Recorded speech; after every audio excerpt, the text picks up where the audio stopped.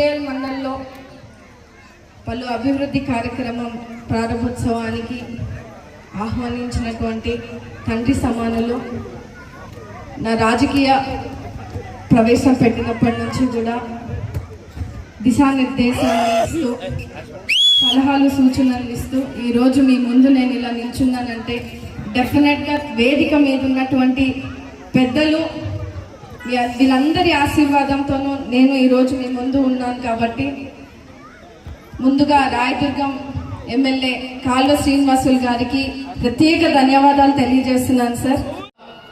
ತಪ್ಪಾದ್ರೆ ಮತ್ತೆ ನಮ್ಮ ರಾಷ್ಟ್ರ 20 ವರ್ಷಕ್ಕೆ ಬ್ಯಾಕ್ ಹೋಗೋ ಚಾನ್ಸಸ್ ಇದೆ.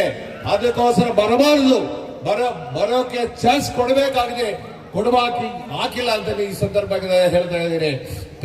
ಅದಕ್ಕೋಸ್ಕರ ನಾವೆಲ್ಲ ಚೈತನ್ಯವಾಗಿರ್ಬೇಕು. ಈಗ ನಮ್ಮ ಪ್ರಭುತ್ವ ಬಂದ ಮೇಲೆ ಇವಾಗ ಎಲ್ಲಾ ಕೆಲಸ ಆಗುತ್ತೆ. ముఖ్యమంత్రి గారి చాటున 1,00,000 కోట్ల రూపాయలు అవినీతికి పాల్పడితే ఈనాడు స్వయంగా ముఖ్యమంత్రి అయితే ఏ రకంగా అవినీతికి పాల్పడి ఉంటారో ఒకసారి మీరు అర్థం చేసుకోవాలి. ల్యాండ్ గాని, భూమి గాని, శాండ్ గాని, మట్టి గాని, అదే రకంగా వైన్ గాని, మరి అదే రకంగా యువత మైన్స్ గాని, వీటన్నిటిలో కూడా డబ్బులు గడించారు. వ్యవస్థల్ని మరి కూలదూశారు, ప్రజాస్వామ్యాన్ని నీరుగార్చారు.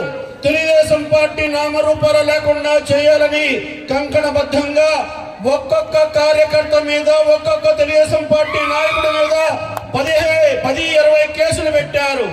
ఎస్సీ ఎస్టీ కేసులు పెట్టారు.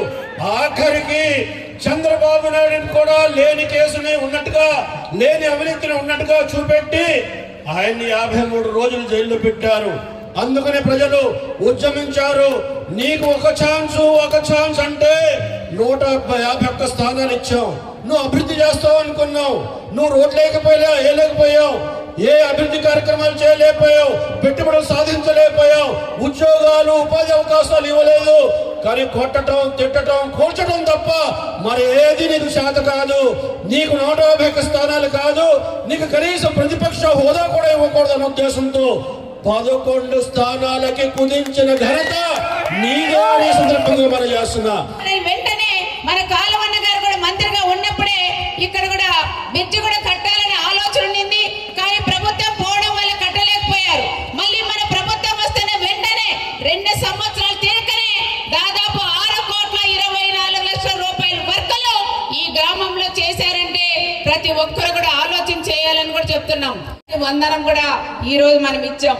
ఇవన్నీ కార్యక్రమాలు మన అన్న పెద్దన్న ఒక ఆడబిడ్డలకు ఇస్తున్నారు. కాబట్టి మన ఆడబిడ్డలందరూ కూడా మన చంద్రబాబు నాయుడుకి ఎప్పుడు రుణపడి ఉండాలి. అందుకని మన ఇక్కడ రాయదుర్గం నియోజకవర్గం ప్రజలందరూ ఎప్పటికీ కాల్వ శ్రీనివాస్ అన్న గారికి ఎప్పటికీ ఎమ్మెల్యేగానే గెలిపిస్తూనే ఉండాలని మిమ్మల్ని అందరినీ కూడా కోరుకుంటూ ఇన్ని బైరవాడ తిప్ప జీడిపల్లి ప్రాజెక్టు పనులు మళ్ళా ప్రారంభమైనాయి. అట్లాగే సునీతమ్మ నియోజకవర్గానికి సంబంధించి జీడిపల్లి పేరూరు ప్రాజెక్టు కూడా పనులు ప్రారంభమైనాయి. ఇవన్నీ చంద్రబాబు నాయుడు గారి దయ వల్ల ఈ కార్యక్రమాలని మనం తెచ్చుకుంటా ఉన్నాం. శాశ్వతంగా నేను కానీ, సునీతమ్మ గారు కానీ ఇంకా 30 ఏళ్ళు 40 ఏళ్ళ తర్వాత కూడా మా కొడుకులు, మా మనవళ్ళు, మా తాత, మా అవ్వ ఇవన్నీ చేసిపోయినారని చెప్పుకునే శాశ్వతమైన కార్యక్రమాలు మా నియోజకవర్గాల్లో చేసే అవకాశం చంద్రబాబు నాయుడు గారి దయ వల్ల మాకు కలిగింది. దానికి మనమందరం కూడా కృతజ్ఞతగా చంద్రబాబు నాయుడు గారి జన్మదిన వేడుకల్ని 10 రోజుల పాటు నిర్వహించుకున్నాం. ప్రతిరోజు ఉదయం 8 గంటల నుంచి 1 గంట వరకు హోమాలు చేసుకున్నాం. 10 రోజులు అత్యంత భక్తి శ్రద్ధలతో, ఒకవైపు దేవతల దీవెనలు, ఇంతమంది ప్రజల ఆశీస్సులు, సాయంత్రం వేళల్లో ఈ కేక్ కటింగ్ కార్యక్రమాలు ఏర్పాటు చేసుకున్నాం. ఈ కార్యక్రమాన్ని విజయవంతం చేసిన మీ అందరికీ పేరు పేరున హృదయపూర్వకంగా నమస్కారం.